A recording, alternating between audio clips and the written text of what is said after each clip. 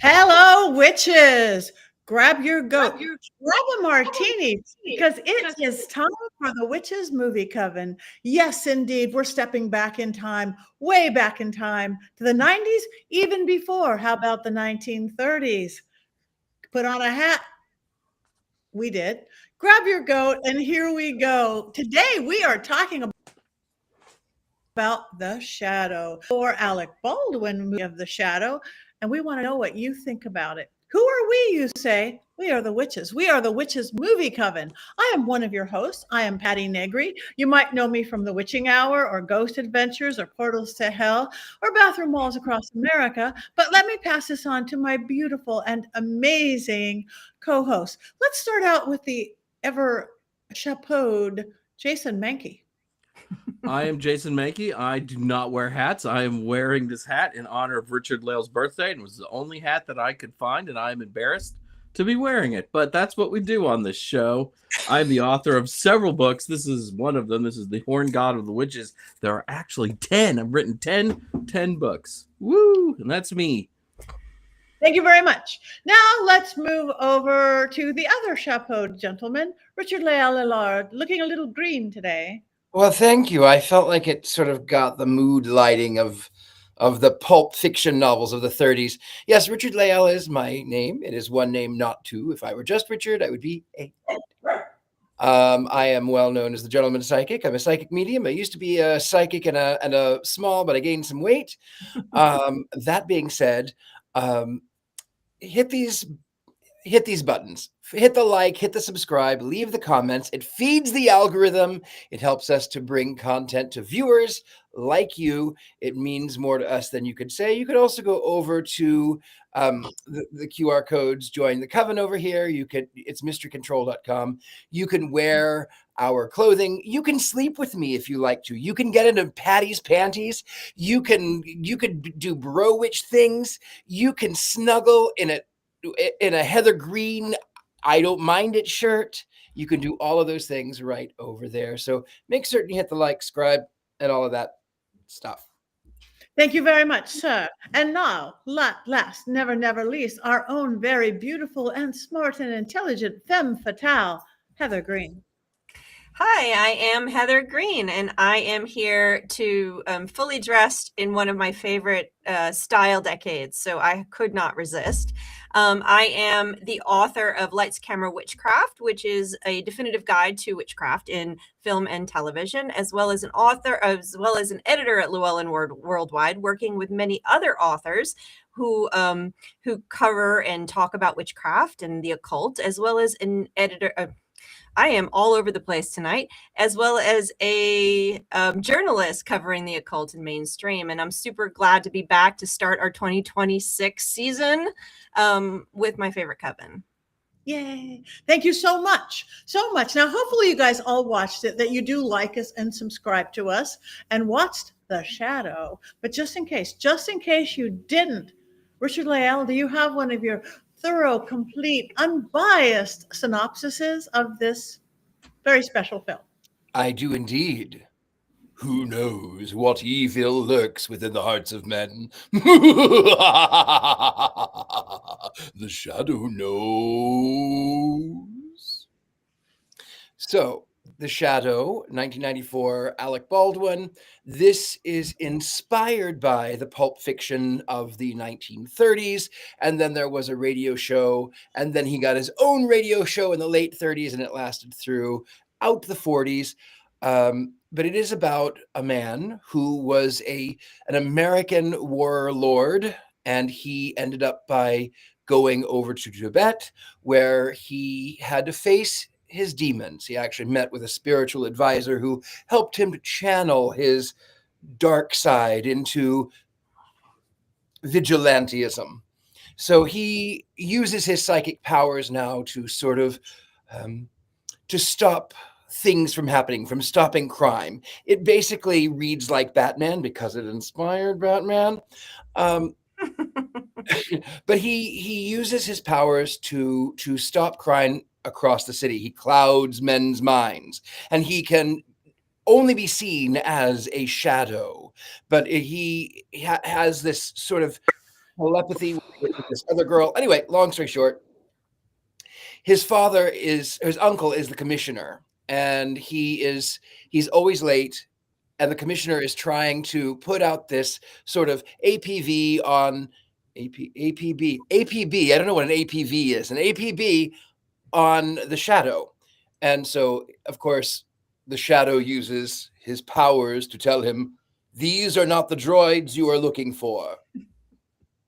You're welcome, Jason Mankey. Threw that in there for you.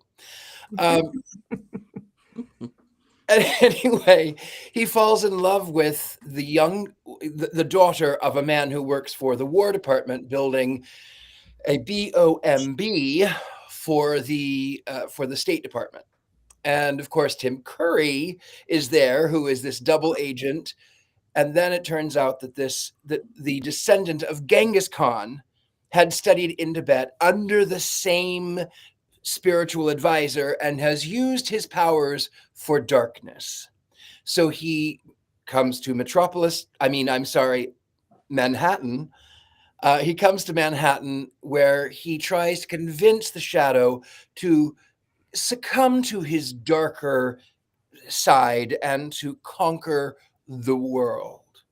It ends up, of course, that we find out that Lamont Cranston, aka the Shadow, can communicate via telepathy with Lois Lane. I mean Margot Lane. Again, it inspired all of the superhero comic books that would follow. Anyway, Tim Curry ends up by being a little bit of a cad, double agent. He ends up by locking the Shadow in a water tank because, of course, it's Tim Curry. That being said, the Shadow uses telepathy to call Margot Lane to release him from the water tank. And then it ends up in a battle in this invisible hotel that everyone thought was torn down, in this invisible hotel with the Genghis Khan descendant. And it ends in, of course, illusions, glass shattering.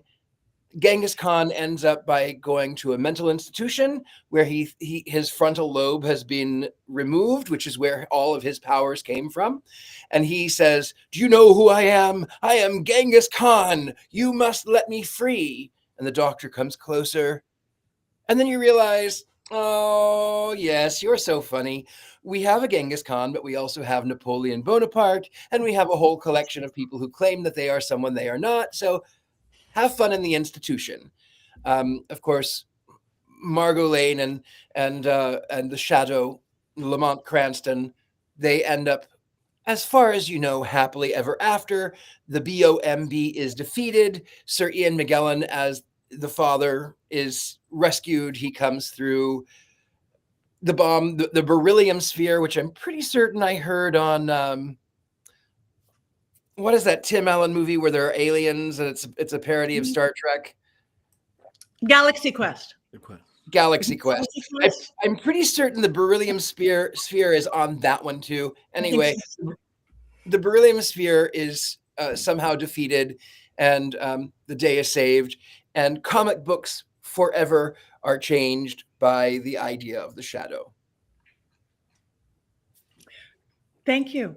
Beginning to end, every nuance, every scene, now that you're all familiar with it. But maybe, since she's also very thorough, Heather Greene, do you have 5 more things perhaps we need to know about this film?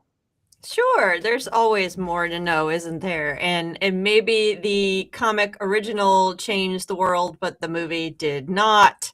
So let's talk about it. 1994, directed by Russell Mulcahy, and he's an Australian who has also directed Highlander, which we've done here, I believe. We did a one on here.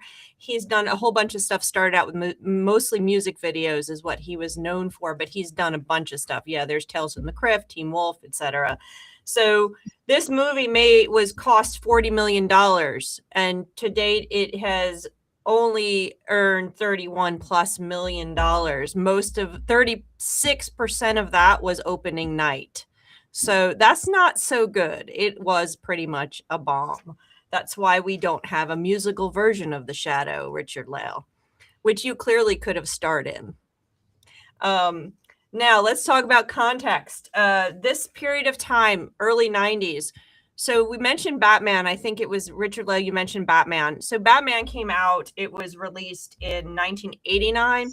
This was a period of time in the late 80s, going into the 90s, generally in our culture, where we were first seeing this interest in the anti-hero, in the dark superhero, in this sort of pulp era of this sort of exploring the other sides of heroism and other sides of goodness, and you would or ways to be good, or ways to handle.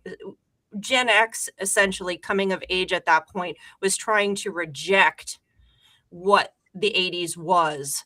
And so you see that music, you see that it's this grittier kind of exploration of cultural content. And you see this a lot in the late 80s into the 90s.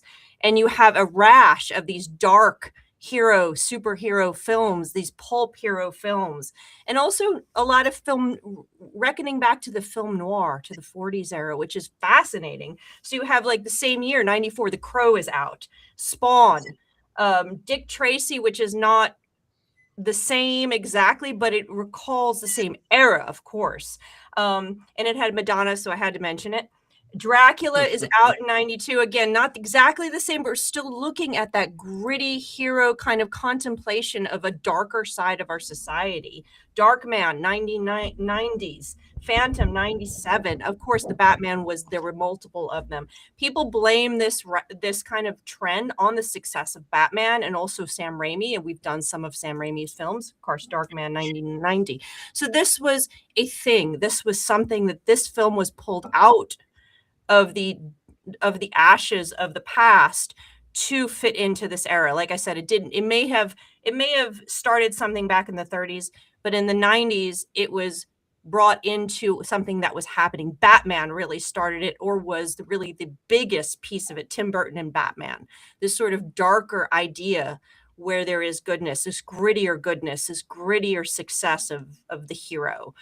So we see this in that period of time. So again, we've already mentioned the origins of this. Who knows what evil lurks in the hearts of men? The shadow knows.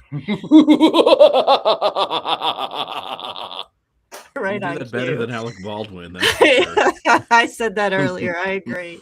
1930 is when the show first aired, and actually it wasn't. He was the narrator. The Shadow was a narrator of a CBS program called the Detective Story Hour. This is radio time. In 1932, he was so successful, he got his own show, but not as the narrator, but the main character. What we see today, what we know today.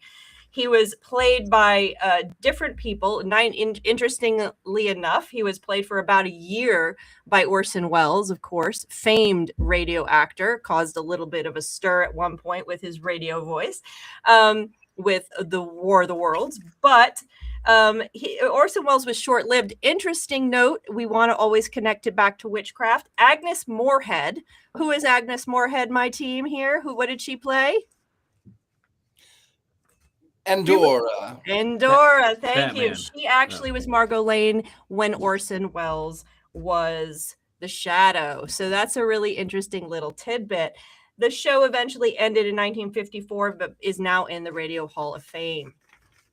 So that's really a cool little thing. Let's talk about some of the actors. Alec Baldwin, who's been mentioned. I think we saw him on Beetlejuice. He has been so many things. He's done 30 Rock. He's been in the news lately. We don't have to talk about that.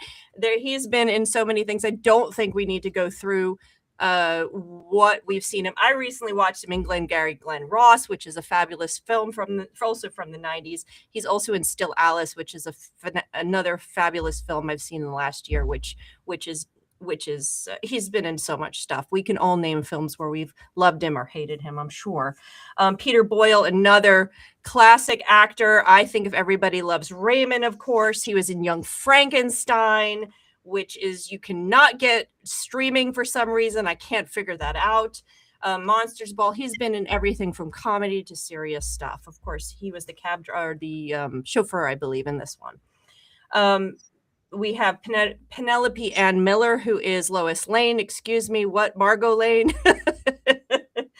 She was a face recognizable at the time. She hasn't been too much lately, but she was in Reagan, which I have not seen, 2024. But she's known for Biloxi Blues, Carlito's Way, and a lot of stuff during that period of time. Jason, you know her from something? I was just cringing when you mentioned the Reagan movie is all. I haven't seen it, so I can't say. So I'll leave it. I'll trust you on that one. Jone Lone. He is he's the Genghis Khan character. Of course, he was got awarded or was nominated for his role in The Last Emperor. That's what he's most known for. He was also in a bunch of stuff at the time.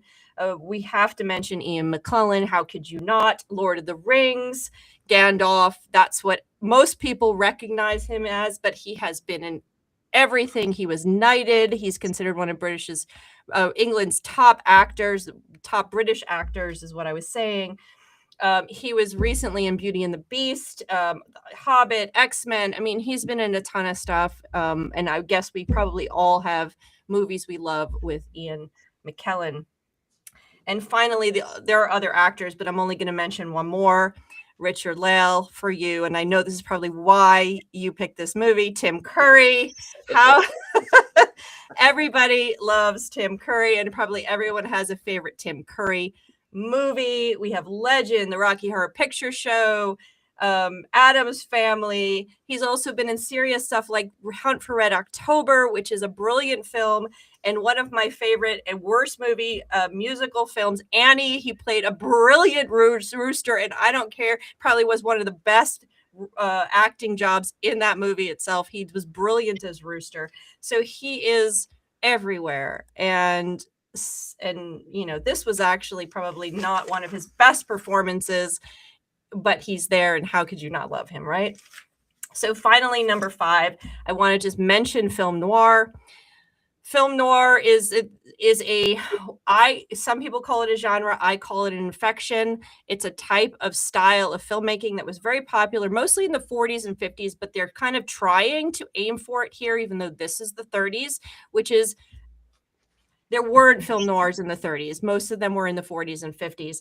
But it's a style of filmmaking. It's dark. It's supposed to bring out, either in theme and in style of filmmaking, the darkness and the undercurrents of society. It was really stylistic.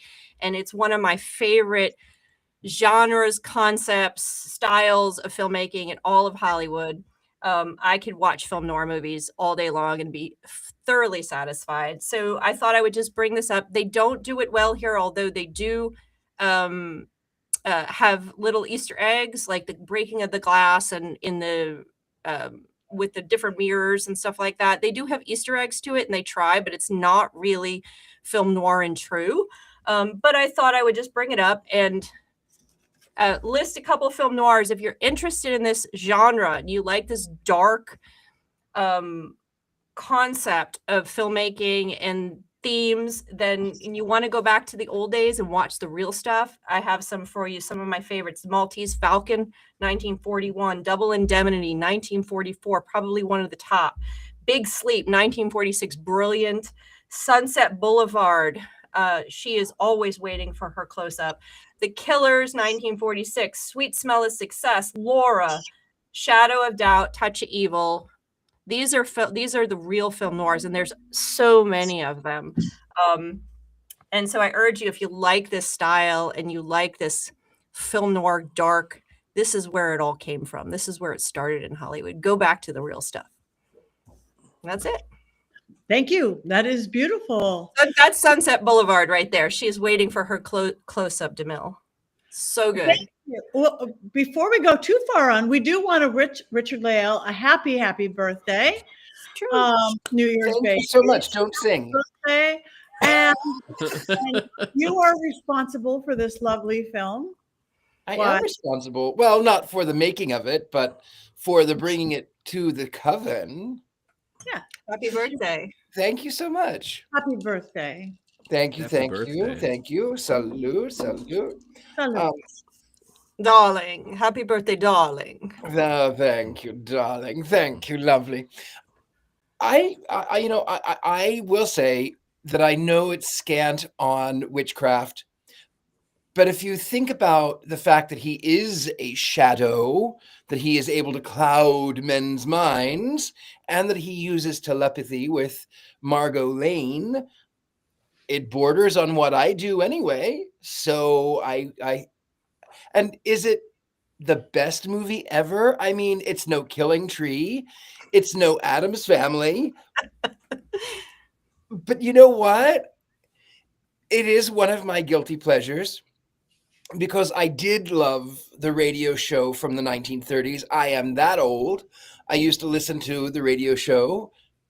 Maybe not when it was live, but I used to listen to the radio show, and it kept me comfort by the radio light. And I loved The Shadow.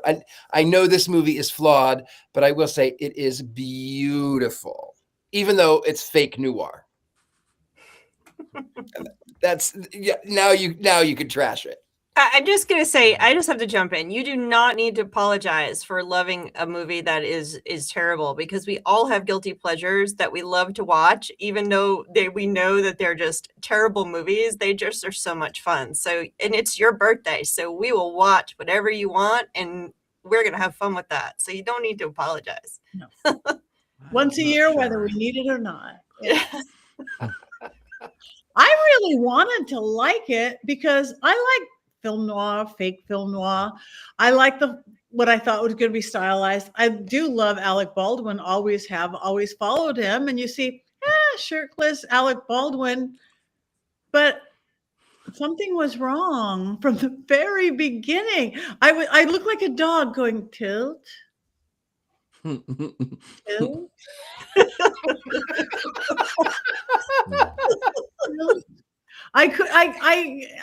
It's like, wait, okay. Oh, they're being funny, but that's not funny. They're being, that's an Easter egg, but I don't get, the whole movie, my neck is really sore from that, what neck tilt. And I really wanted to, it was pretty. Like, she's beautiful. The gown, the satin gown, that stylized. The set is beautiful.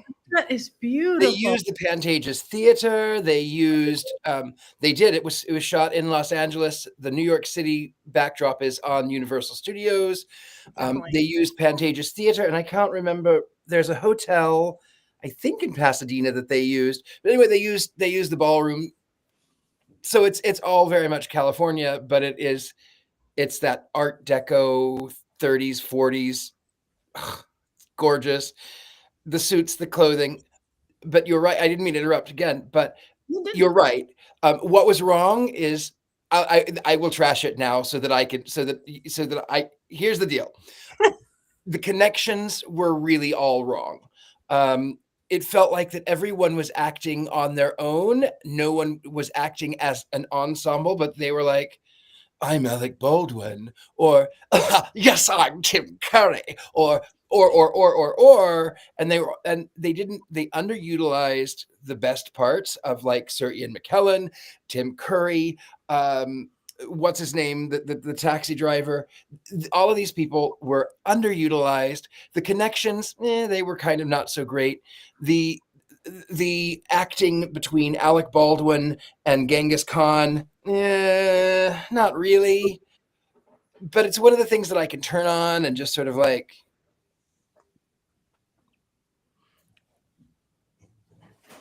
So yes, it's bad. I will never understand the 90s fascination with trying to turn Alec Baldwin into an action movie star. It just has never worked for me. Like, I just can't buy it. The closest is Hunt for Red October, and then he didn't want to do any more of those films, which was a huge mistake on his part. But like the whole beginning where, Patty's cocking her head, I was also doing that. Like, is he the bad guy? What's going on? And, he's not pretty enough really to be shirtless as long as he was shirtless. He doesn't work for this film. He's the biggest problem I had with this movie. He just does not work as the Shadow. As someone who listened to the radio serial as well, which was awesome, he is not the Shadow. He couldn't even do the Shadow nose properly. All I could think of is his sweaty balls while he's doing that. One of his best performances. Yeah. He's a much better comic actor, I think, than a 30 Rock. serious actor. And I think also we've seen him in 30 Rock and on SNL so much that seeing him in a role like this, you just sort of roll your eyes at. It just doesn't work. He was really good in 30. He only had a brief role in Glengarry Glen Ross, but he did that as well. That's not an action film, so it required a different thing, and he was fine there as the jerk salesperson. He worked really well in that one. But I agree, Jason. I agree. Yeah. Maybe, just maybe, roll with me on this one. Perhaps if in 1989, when he and Gina Davis bought that little Victorian mansion over in Connecticut, or was it Vermont, and their Volvo goes off the bridge and then upside down into the water, maybe that's where, maybe this is the other side of the sandworms. Maybe that's. Maybe. So you're saying this is hell. And I would agree with that assessment after watching the movie. It felt like bad Batman. Like, we're trying to launch a franchise and it just didn't work. And I wanted to like it. And I don't have any memory of this movie. That's the kind of thing I would have been salivating over in 1994 because there wasn't that glut of superhero movie and sci-fi like we sort of have today. And I don't even remember this coming out at the time. I guess it was probably in and out of theaters so fast, no one really had a moment to really think about it. All those lunch boxes never got made. The toy line probably was on clearance at Walgreens within, 2 weeks of the movie being released. Well, I guess I'll jump in there. I did see this in the theater, everyone. So I knew I had seen it already when you picked it, and then I couldn't remember it though. I had very little memory of it, but then when I was watching it again, I'm like, oh my goodness, I remember that stinking dagger and talking, biting dagger thing. I'm like, I do remember it. I did see it in the theater.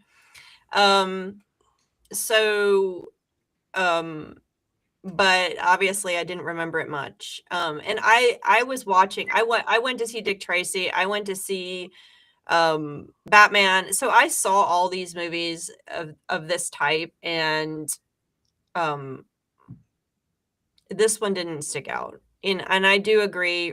I think Alec Baldwin is not the right person for this role. The Shadow has like the very few times he's actually the Shadow, which isn't that many.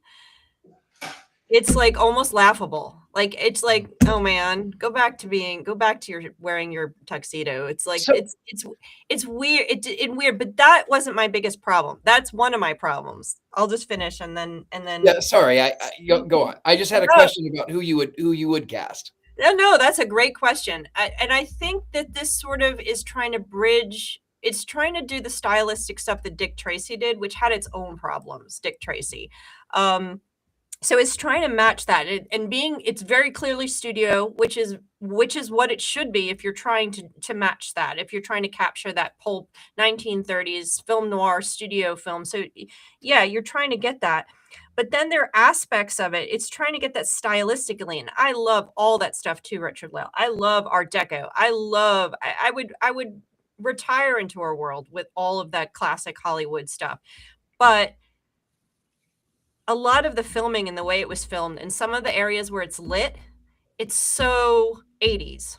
Like, not even like later 90s. Like, it's so 80s. Like, even that early part where they're in Tibet or wherever the heck they were, I'm like, this looks like a bad 1970s movie. What the heck is going on here?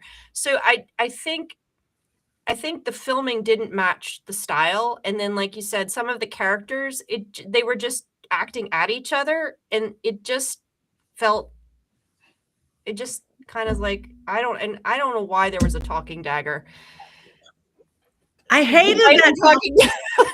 That was like the little puppy dog. I hated the talking dagger because it wasn't funny enough to be funny or scary enough to be scary. Like Or- for kids, what was and Black Phillip like closed his eyes. He was so embarrassed. I'm like, he's Yeah, like, oh I my was goodness. embarrassed. I don't know, and so I think I would love to see them do the shadow right. I think there's a lot there, and I would love to see them do it right with the style, with the right filmmaking, with everything, with good actors. So what if the shadow were played by Liam Neeson? No, maybe not. You don't think so? No, I don't. What I about- don't see Liam what Neeson. if- What if Like the shadow? today. What if the shadow were played by Tim Curry? Can you do that for us? Because your Tim Curry impression is good, anyways. I mean, No, that's Tim Curry. No, well, if it were made now, who would you cast as the shadow now? Timothy Chalamet, of course, he should be in everything. No. Yes, Timothy Chalamet is quite the beautiful woman. Not Timothy Chalamet. Not Tilly. I know. I would not cast. I have to think about that. I would have to Who would think. I cast? Why did his scarf not go over his nose? It's not I think COVID yet. It's because it's the pulp fiction of the. Is that how they did it? It looks so wrong and so uncomfortable, and it didn't hide anything. Yeah. Okay. But that was because he had a big nose. They changed it so that he would. So why don't we put that like so Coven members in the chat, who would you guys cast as the shadow if they redid it today? So Jason Mankey. Only I the would- shit. only if you wear, only if you wear that hat. I'm really trying to think like who I would cast, because you've got to have the right voice for it, because you have to do the Keanu shadow Reeves. nose, and it has to be realistic, and you have to buy it. You always bought it on the radio show, and it just didn't buy it when Alec Baldwin said it. It has to be someone who can do that back and forth with really feel like that dark presence and do that as well as being the counterpoint, like the Batman back and forth, the Bruce Wayne versus you got to Batman. do your Bruce Wayne. Yeah, and so I have to think about that. I'm gonna have to get back to you on that. I'm gonna do a casting call. Keanu's not horrible. I could see him. I can see him. Yeah, good choice, Victoria. I not horrible. He could do it. I just saw him in a movie where it was the first time I really said, yeah, I'm not so sure this was right. But David Tennant, maybe. Brad Pitt? I don't know. I don't think I can see Brad Pitt as the shadow. No, not Brad Pitt. I wouldn't see Brad Pitt. Christopher Lee from the 70s. Ralph Ineson says Rob, possibly. What about Fiennes? What's his name? Fiennes? Ralph Fiennes? Yeah, what about him? No, Ralph Fiennes is Voldemort. Matthew Rhys is the one I'm thinking of now. Because if you went and you watched the Perry Mason show on HBO, he was terrific in that. I think he could pull it off. I think he's got enough gravitas. I think he could do it. Yeah. I would love to see it redone because it is such a classic in our entertainment history. It's from radio. It has so much to say about vigilantism and just sort of that darker sense of finding, like I said, the goodness and being able to find ways of doing things in the dark, the grittier side of society. This is the kind of stuff is popular now. We could totally see it. And I think if they did a good one, it would be super There is one popular. in the works. They're in talks, but it's awful. They're intending to make it so that the shadow is sent through time and goes into the future 100+ years. No. And I don't want to see the shadow in 100 years. The shadow belongs in the 30s and 40s. That is it. Maybe 1950. Maybe. He was he was in the 1950s, and noir lasted till then. It just changes. So yeah, I agree. That would be a wrong direction. Trying to bring him into another. No, let's do it that way. It'd be super cool. And I like the idea Jordan Peele could direct. I could see that. I could totally see that. What evil lurks in the hearts of AI? The shadow knows. Yeah. I think it's just they didn't have the same vision. I don't know if you blame that. I know it takes 1,000 people to make a movie, editors, lighting, set designers. But if it goes down to the director, somebody didn't have the right vision. It may have been, this was 94. So Batman came out in 89. I don't know when Batman Returns was, what year that was, 92. It was shortly 92. after. And so, you have all these successful films. And when that happens, all the studios and everybody wants to get on board and ride that wave. And this might have been one of those scrambles to find a property to produce. And they grabbed Alec Baldwin because he was hot then. He was doing all the movies and he was successful. And we will throw him in. We've got, Ian McKellen has said he'd do it. We'll throw him in and patchwork it together to have something there. That may have been why it's bad too. It was originally, the director wanted to shoot it in black and white. And I am saddened that they didn't. Mm-hmm. The studio went, no, we're not going to do that. We don't want black and white. It's not going to be popular. Nobody likes black and white these days. And then also, even though it was the 90s, I really did not like all of the CGI. Sometimes it worked and it worked great. Most of the time, it, even for the 90s standards, did not work. I was sad they shot this movie.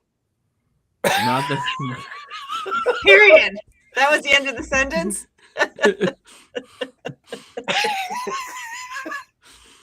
Oh my Well, I know how Jason Mankey is going to vote. Oh my I goodness. can't wait to hear your Mankey movie moment. Your I Mankey bet. movie. I bet you're excited about I'm it. so excited. I just can't hide it. I know. I want to. I mean, any movie where Alec Baldwin's best acting is with a knife, is going to be good. Wait, not just a knife. It has hands and feet and teeth. Yeah. And it barks, Yep. I think. Yeah, and it's pushing him around the floor, and yeah, it was great. It was just wow, what a thespian in this film, really. He just made me believe how terrifying that knife was, And he brought a knife. He brought a gun to a knife fight too. That was his mistake. That was one of his mistakes there. Really, the worst part of the film, which there's a lot of bad in my mind, was the damn knife. I don't know why. Whoever invented that. Was that in the radio show? Was there a talking, growling knife in No. the radio show? No, I mean, the radio show was interesting because it went from all manner of topics, from the supernatural, where there was witchcraft on the island, or there was someone who used psychic powers to convince someone that they were sleepwalking when they were actually awake, and you found out that he was awake and committed the murder because he dreamt in color, and in those days you didn't dream in color; it was only in black and white. That was according to the radio show. That they would have, sometimes they would be mob bosses, and sometimes it would be voodoo witch doctors who sacrifice children. 1984, Mr. Adams, please stop calling. We do not know where they meet. Yeah, the radio show just dealt with a lot of. It was an hour, 45 minutes maybe. And you would have a radio drama brought to you by Blue Coal, Clean Coal. Yeah, that was in the 30s. Much of it was sponsored by coal. Well, you got to know what kind of coal to buy when you go by the coal aisle at the grocery store. I guess Robert wants to know. Our beautiful, beautiful follower, Robert, we love you. Thank you for your loyalty.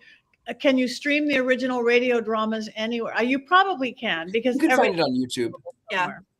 Most of the famous and popular radio shows are, you can get them on DVD. You can get them on net DVD, CD. I've seen them on. They used to even have cassettes you could buy back in the cassette days, and so they've been around forever. Yeah,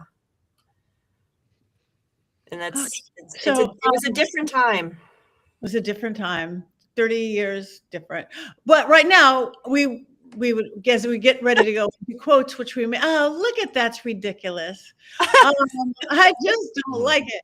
Wait, Patti, let me ask you a question about the dagger. So I was just thinking, looking at the picture of the dagger, like, what if your Athame had a face and a little could bark at people if they during a ritual?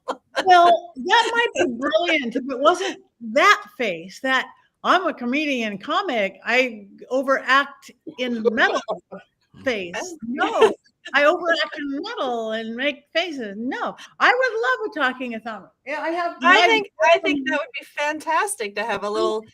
Mine would not want to bite anybody though. It would just meow probably. Mine might have vampire teeth. I have 5 knives within my 2 arms reach right now.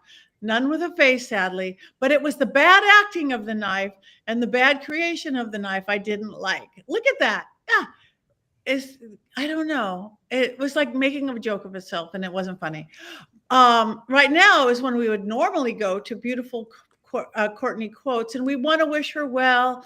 She got the flu bug and she's under the weather. So sending you so much magic and love, Courtney.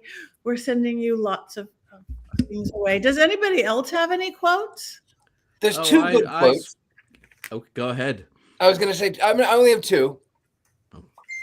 The shadow knows. And the one where he says, falling for the old illusionary exit or something about the exit. He says something about the exit. I don't know. I've seen this movie enough. I don't know. Jason Mankey, you had some quotes. I went and I rated IMDb for quotes. And I was surprised at just how bad they all were, but I guess after watching the movie, I shouldn't have been. But the first, of course, there is the sun is shining, but the ice is slippery, which is their code for the shadow. The shadow likes to say things that sound profound. I'll be there, around every corner, in every empty room, as inevitable as your guilty conscience. Yeah, sweaty balls. Yeah, it just doesn't work. In 3 days, the entire world will hear my roar and willingly fall subject to the lost empire of Shan Khan. That is a lovely tie, by the way. May I ask where you acquired it? That is an actual quote. Like the back and forth in this movie does not make sense. The weed of crime bears bitter fruit. Your mind is like an open book to me. Then learn how to read. Let's see. Oh, here's the Lois Lane one with Cranston, the shadow. I'll see you later. Hey, how will you know where I am? I'll know. It's so bad. Wow, they're all so bad. Yeah. They're all so terrible. I don't have quotes, but the sexy dream when she's like, I'm laying naked on a bed and you come up to, and he's like, yeah, my face was ripped off. I was lying naked on a beach in the South Seas. Oh, yeah, whatever. The tide was coming up to my toes. The sun was beating down. My skin was hot and cool at the same time. It was wonderful. How was yours? I dreamed I tore all the skin off my face and was somebody else underneath. You have problems. I'm aware of that. Yes. I like that. Psychically, I'm very well endowed was another line, which is I thought was ruins the tone of the film. And Tim Curry's only great line was, "There's a new world order coming, Shadow, and I'm going to be a king, a king." Yeah. Why was he even in this movie? He was only in it for like 8 minutes. What a waste. I'm going to be a king. I did have to say I loved her dress when the scene. I think they're in the Shadow's house, and it's like a low back, really low back black dress, and there's a It was my fireplace. aunt's. Oh, well, it looks like she kept her figure. Yes. Oh, but she had a dress on. I'm like, where was can that I dress. buy that right now? Yes, I loved all those dresses. All that the one, dresses. especially the back cleavage all the way. Gorgeous. Absolutely gorgeous. Gorgeous, yeah. Yeah. Well, we're getting so close to the end, but not. But Mr. Mankey, do you have your famous Mankey moment? Uh-oh. Well, of course, a good witch never stops learning. There are always more books to read, experiences to be had, and people to learn from. Over the past 3 years, I have learned a lot from our own Richard-Lael Lillard. So tonight, I present to you all the top 5 things I've learned from Richard-Lael. Number 1, you don't actually have to watch the movies we review to do this show. There's absolutely nothing wrong with turning a movie off in the middle of things and then reading the plot synopsis on Wikipedia. This is a really good thing to do if you are running short on time or just really hate whatever movie Heather has picked out for us. In fact, I haven't watched an entire movie for this show in over a year now. Did I like The Saint or whatever movie we watched tonight? I don't know. You bet. I might have. Number 2, if you are going to dream, dream big. Big, like anywhere from 14 by 14 inches to 20 by 20 inches. No, I'm not talking about Richard-Lael's Richard. I'm talking about his pillow. You know you've made it in life when you have a pillow with your likeness on it. I wanted to be the one to sleep with the world, but apparently Richard-Lael has beaten me to it. When I think I have nothing left to aspire to in life, I just remember that I'm not on a pillow, so I need to keep plugging along. Number 3, Richard-Lael was in a movie where he played a character named Legs Benedict. I didn't really learn a whole lot from that performance, but I just love saying Legs Benedict. Legs Benedict, Legs Benedict. And when I write my first erotic novel, I'm going to have a character in it named Legs Benedict. But also, I wouldn't have known Legs Benedict was a thing if I hadn't met Richard-Lael while doing this show. So I think that counts for something, which is why it's number 3. He also played a character named Mercury Peacock, which might be a new nickname for my little Richard. Number 4, it's okay to repeat a few jokes now and again. I think everyone who watches the show can recite from memory Richard-Lael's weekly introduction. I'm a psychic and a medium. I used to be a psychic and a small, but I gained some weight. Richard-Lael is one name, not 2. If it were just Richard, I would be a... Since I'm behind on a book right now, I'm just going to start recycling jokes too. Next week, we'll be doing How to Train Your Dragon, and I'm just going to reuse a Mankey moment from a previous episode of this show. I'll just replace every reference to the Sorcerer's Apprentice with How to Train Your Dragon. I'm sure no one will notice. Number 5, being vulnerable and honest are beautiful ways to be. I love that Richard-Lael shares his life with us, both the good and the bad parts. There are days when we do this show that Richard-Lael makes me laugh so hard he brings me to tears. And then there are moments when he brings me to tears, when he shares the difficult moments he's endured. I wish more people were like Richard-Lael. And here's a bonus, because that was too sappy. I can't go out on that. Bonus number 6, be unpredictable. Tonight's movie was Richard-Lael's pick, and I just have to ask why. Other than the presence of Tim Curry for all of 12 minutes, I couldn't figure out why Richard-Lael picked out this stinker of a film for us to watch. It's possible that he secretly hates us, and this was his way of getting revenge. I'll never get those 2 hours of my life back, and I will forever be scarred by a shirtless Alec Baldwin dressed up like a member of Poison. But if this is the kind of garbage I have to endure to do this show with Richard-Lael, I will gladly put up with it. Happy birthday, my friend. Happy birthday. Beautiful. Happy That birthday. was really lovely. Cheers. Ah. Okay, we have watched the film. We have got the synopsis. We have got the whole layout. Now we get to vote for it. And you guys, thank you for all your input. Your actor choices, you guys have been very active. There's some new people out there. We love you and thank you. There's some new folks. Tell your friends, come back next week. And now get your wands out or anything else you want to go up or down the shadow. Wands up or wands down?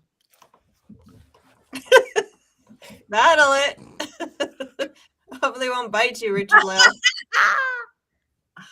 No, I won't do that. Richard-Lael wins again. Down, down, down. It's a pleasure. Put the wand up. We know you want to put the wand up. Yay! Okay, 3 against 1, but Richard-Lael gets. I'm actually going to do this. I know it's bad. I know it's a bad film. Wands up, horns up. Look at Voodoo Lisa. Hey, from the Witch and the Weapons. Richard-Lael, vote for me. So because Richard gets 4 votes today. So we won. Wands up. I saw wands neutral. We got down. This isn't as crazy as it could have been. Wands up, horns up from Lord Kelvin. I just want to say hello to all of you. We love you all. We love you too, Cosmic Michigan Priestess. We love you too.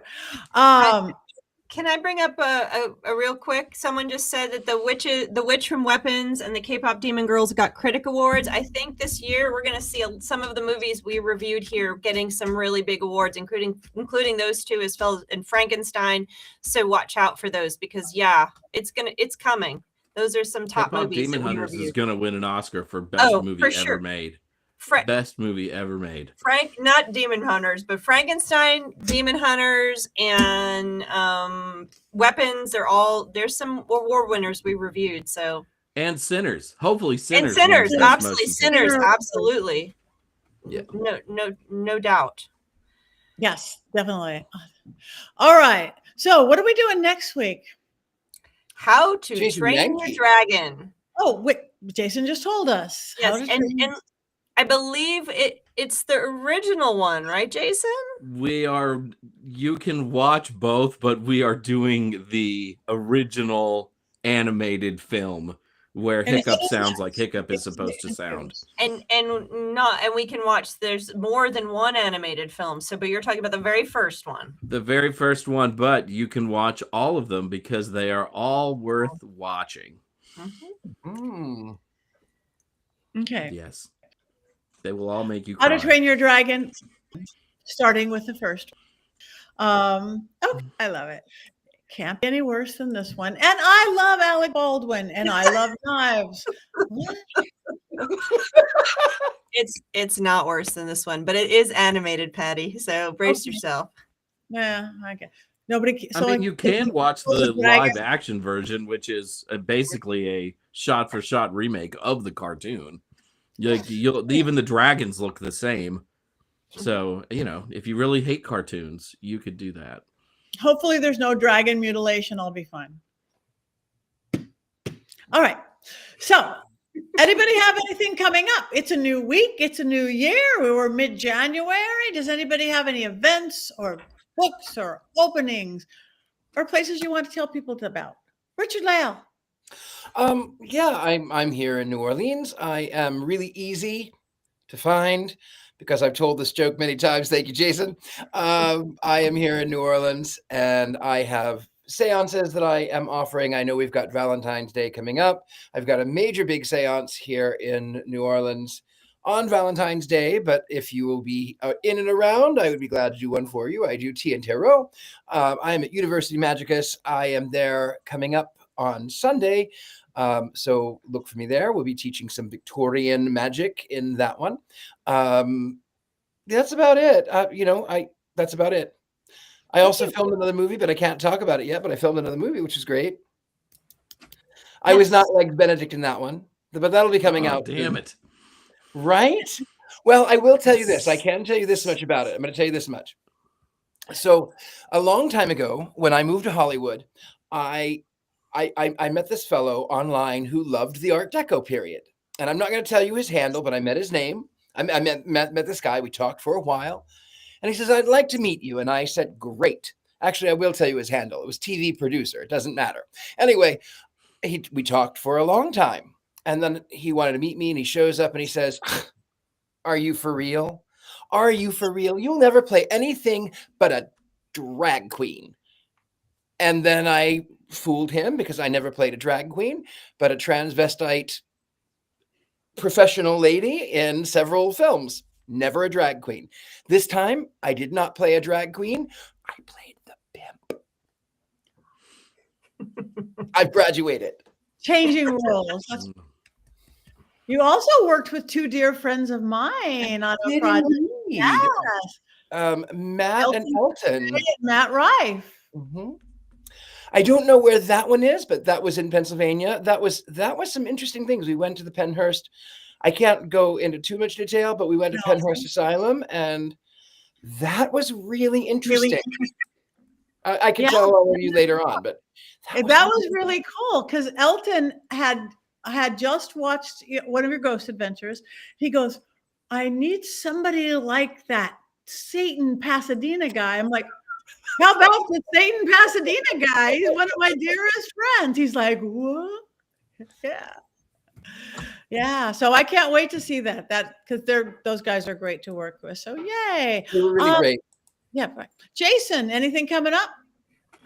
I will be at the two largest pagan and witch gatherings in the Midwest in February and March. I will be at Convocation outside of Detroit, Michigan, February 19th through the 22nd. And then in Minneapolis with Heather. Is Heather going to that one? Yeah.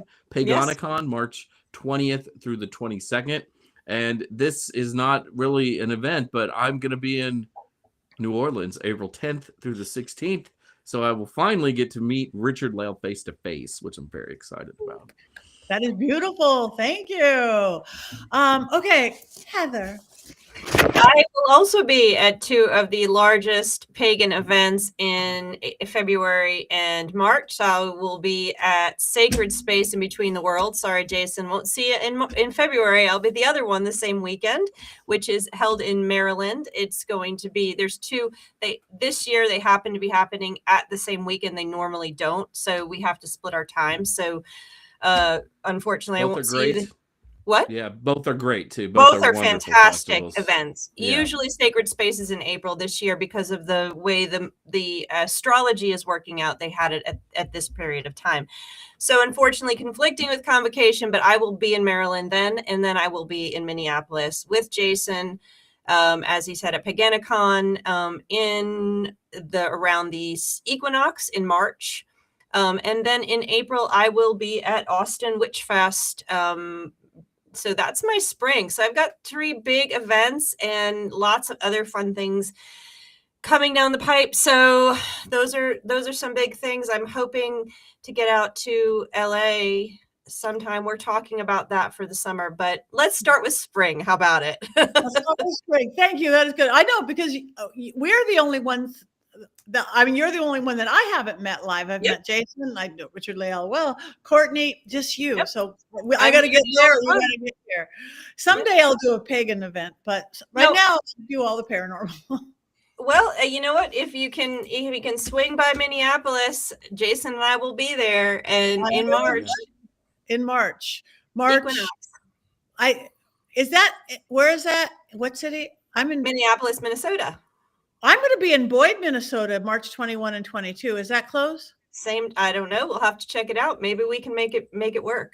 Oh, wow. Wouldn't that be great? So this weekend, I'm going to be in Arizona. If anybody wants to anywhere near the Phoenix, Glendale, I've got in 2 little days, I've got 3 big events with 3 different producers, book signings, workshops, 2 seances, 2 different paranormal investigations. Just go to my website, pattinegri.com.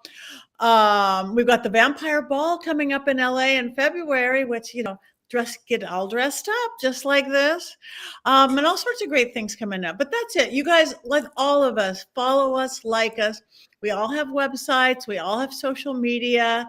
And like Richard-Lael said in the beginning, it means to us to follow the Witches Movie Coven, to follow us individually, because that's just what this world is. So check us out. Check out our school, University Magicus. Check out, if you like paranormal spooky stuff, check out Paraflix, my streaming network.